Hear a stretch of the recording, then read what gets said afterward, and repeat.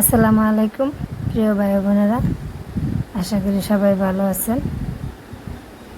আলহামদুলিল্লাহ, আমি আল্লাহর রহমতে ভালো আছি। আজ আমি দেশি মুরগি রান্না করব। মুরগিটাকে আমি গরম পানিতে দিয়ে দিলাম। দেখুন কত সুন্দর পরিষ্কার হয়েছে। এখন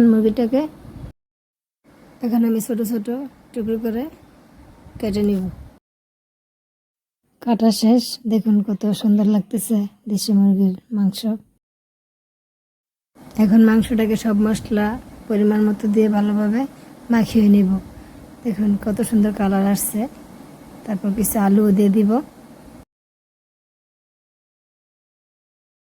তারপর মাংসটাকে ভালোভাবে মাখিয়ে নিব। মাখানো শেষ মশলা। এখন চুলাতে বসিয়ে দিব। চুলাতে বসিয়ে দিলাম।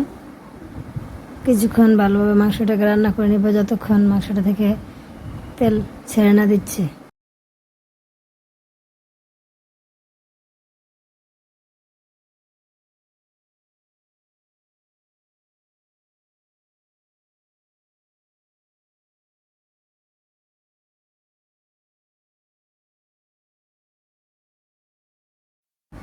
এখন জল দিয়ে দিতেছি পরিমাণ মতো।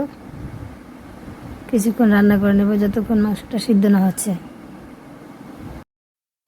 আমার রান্না প্রায় শেষ। এখন উঠিয়ে নিব।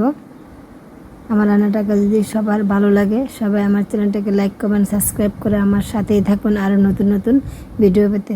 সবাইকে ধন্যবাদ। আসসালামু আলাইকুম।